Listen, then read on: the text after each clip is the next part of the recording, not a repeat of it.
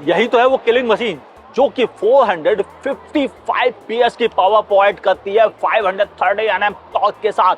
और यह 5 लीटर का V8 इंजन तूफानी हवा से बातें करने को तैयार हो जाता है।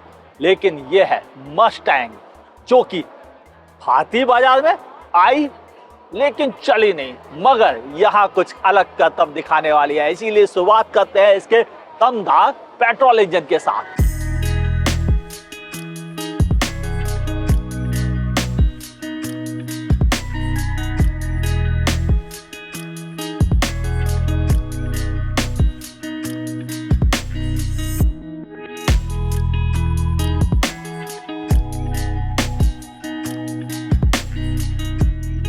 मगर यह दमदार पेट्रोल इंजन केवल 0 to 100 के लिए नहीं है, यह है वह थ्रिलिंग एक्सपीरियंस पैदा करने के लिए जिसके हम इंडियंस अभी तक दीवाने रहे।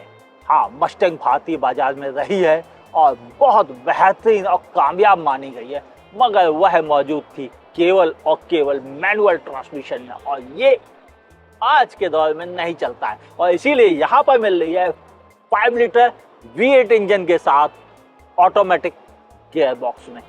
कैसी है देखने में, यही बात करते हैं इस वीडियो के साथ। मैं हूं आपका होस्ट अमित और आप देख रहे हैं आस्क कार गुरु, क्योंकि आज बात हो रही है एक ऐसी कार के बारे में जिसके पीछे हिस्ट्री है उसके ब्रांड की। वर्ल्ड की सबसे पहली प्रोडक्शन कार बनाने वाली कंपनी फोर्ड। इंडिया से नीरव मोदी भाग गया, विजय माल्या भाग गए और कितने लोग भाग गए, और भाग गई हमारी फोर्ड भी। नतीजा हमें आज भी इसकी याद सताती है। क्यों? क्योंकि अपनी बेहतरीन कारों के लिए फोर्ड जानी जाती रही है, मगर जब मस्टैंग की बात आती है तो ये आइकॉनिक डिज़ाइन काफ़ी शानदार लगती है। यहाँ पे आपको LED हेडलैम्प यूनिट मिलते हैं, नीचे DRLs मौजूद है, इधर साइड में भी DRLs मौजूद है, और इस तरफ आपको एक ग्रीन लाइट मिलती है। यहाँ पर भी कुछ फिनिश देखी गई ब्लैक कलर में। हालांकि अब आजकल कार्बन फाइबर का ज़माना आ गया, मगर ये अभी भी वहीं पे अटकी हुई है कहानी। और ये सिग्नेचर स्टाइल मस्टैंग बहुत शानदार दिखती है, और वही मस्टैंग का लोगो जो हमेशा पहचान है मस्टैंग की। यहाँ पर सिर्फ स्कूप बनाए हुए हैं डिज़ाइन के लिए, एक्चुअल में यह एक्टिव नहीं है। इस आइकॉनिक ब्यूटी की अगर साइड प्रोफाइल की बात की जाए तो ये बड़े से अलॉय व्हील से कुछ अलग ही कहानी कह देते हैं। देखने में जितने गुड लुकिंग है उतने ही इनका स्टॉपिंग डिस्टेंस के बारे में भी बात होती है।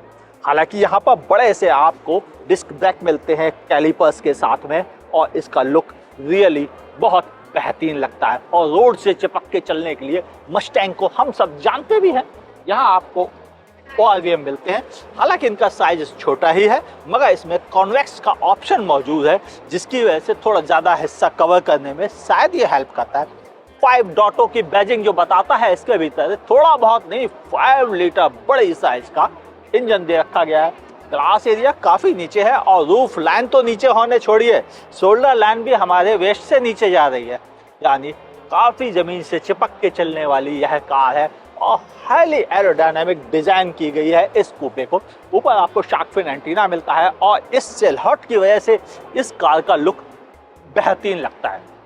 अमेरिकन मसल्स मशीन के दीवाने हैं, और इस मसल मशीन का कहना ही क्या। आइए आपको दिखाता हूँ रियर से कैसी लगती है यह अपने अवतार में। इस मशीन के दीवाने फिल्म स्टार्स ही नहीं है, कई पब्लिक के खुद वो लोग भी हैं जिन्हें रेसिंग का जुनून सवार है। ध्यान से देखें इस डिजाइन को, इसमें ग्लास एरिया बहुत ज़्यादा है, हालांकि व्यूइंग डायरेक्शन बहुत कम है। यह एक्टिव स्पॉइलर आपकी स्पीड को कंट्रोल करने में आपकी हेल्प करता है। यहाँ पर आपको तीर्थ डिजाइन वाले शार्क के रियर टेल लैंप मिलते हैं। यहाँ पर आपको मिलती है GT की बैजिंग, कैमरा ठीक ऊपर ही मौजूद है, और यह लुक काफ़ी बेहतरीन है। यहाँ पर आपको पार्किंग सेंसर्स मिलते हैं, और इस जगह पे आपको मिल जाता है कुछ भी नहीं, बूट खोलने की जगह यहाँ पर दे रखी गई है, लेकिन बूट यहाँ से नहीं ओपन होता है। बताता हूँ, इधर कैमरा मौजूद है, GT लाइन, और बूट ओपन होता है यहाँ से। और इस बूट की क्या बात की जाए, नॉर्मल स्टड बेस्ड बूट है। यहाँ पर आपको लगभग 6 to 8 इंच का बूट लिप मिलता है। सामान रखने की जगह है, आप 2 बड़े साइज के सूटकेस यहाँ रख सकते हैं, साथ में 3 छोटे छोटे डफल बैग रख सकते हैं। इसके अलावा जगह नहीं है। ऊपर हिस्से पे थोड़ा रफ, वो मस्टैंग के स्टाइल को शूट करने वाली चीज नहीं है, थोड़ा सस्ती क्वालिटी के कारपेट का इस्तेमाल किया गया है। और यहाँ पर भी सिमिलर ही मैं नोटिस कर रहा हूँ। हालांकि ठीक नीचे आपको जगह दे रखी गई है टायर के लिए, लेकिन यहाँ कोई टायर मौजूद नहीं है क्योंकि इंटरनेशनली मार्केट में टायर का प्रोविजन नहीं है, इंडिया में आता था। वैसे यहाँ पर आप इस समय पंचर किट देख रहे हैं, सामान रखने की बहुत जगह है। ओवरऑल यह बूट स्पेस काफ़ी बेहतरीन है और इसके लुक तो बहुत शानदार लगते हैं। बात करें अंदर से कैसी लगती है यह मशीन, क्योंकि इसकी बात ही निराली है। अगर मस्टैंग के इंटीरियर की बात की जाए, फुल्ली ब्लैक इंटीरियर है जिसमें जगह जगह आपको सिल्वर एसेंट मिलेंगे ब्रश्ड एल्युमिनियम डिजाइन में, और यह हाईली ब्रश्ड डिजाइन है जिसकी वजह से वो बहुत ज़्यादा हाईलाइट होता है ब्लैक कलर के ऊपर। यहाँ भी आपको मस्टैंग की बैजिंग मिलती है। ऊपर का हिस्सा सॉफ्ट मटेरियल से इस्तेमाल किया गया। यहाँ पर आपको एक सेंट्रल स्पीकर है जो आपके म्यूजिक के एक्सपीरियंस को धमाकेदार बना देता है। इधर आपको मिलता है ग्लो बॉक्स जिसे आप लॉक भी कर सकते हैं। और यहाँ पर अगर इस सेंटर कंसोल की बात की जाए तो यह भी काफी सॉफ्ट मटेरियल से बनाया गया है, और बस यहाँ पर जरूर स्केची प्लास्टिक का इस्तेमाल किया गया है।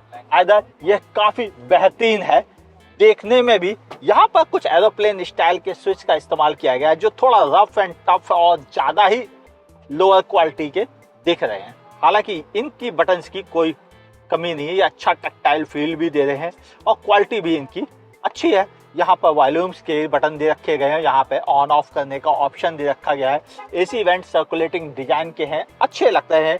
हैंड ब्रेक इस जमाने में, इस मसल कार में मैनुअल हैंड ब्रेक, हाँ वजह समझिए, जो लोग ड्रिफ्ट करने के शौकीन है वो अपना मजा क्यों केकरा करें, और इसीलिए ऐसा हैंड ब्रेक दिया हुआ है कि जिसके सहारे आप मजे से इस कार को ड्रिफ्ट कर सकें।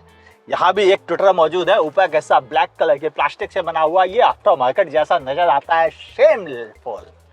यहाँ पर आपको मिलता है मिरर विद लाइट।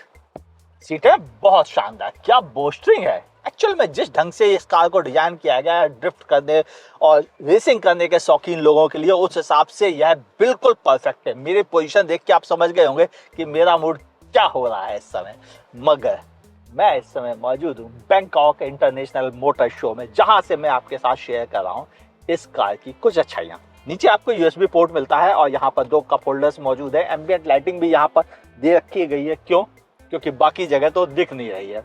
हाँ, यहाँ भी आपको थोड़ी जगह मिलती है, लेकिन एक लाइट के साथ एक यूएसबी पोर्ट भी यहाँ पर दे रखा गया है और पीछे के लिए थोड़ा इंतजाम किया गया है यहाँ पर। अगर बात करते हैं इस 2 साइड पैनल की, तो आपको यहाँ पर प्रोग्रामेबल लॉक के बटन्स मिल जाते हैं। बहुत शानदार लुक्स वाले आपको 2 ओपनिंग हैंडल मिलते हैं, यह भी काफ़ी बेहतरीन फिनिश के साथ में है। यहाँ पर OIBM के कंट्रोल्स दे रखे गए हैं, साथ ही आपको उसके फोल्ड अनफोल्ड करने के ऑप्शंस भी मिल जाते हैं।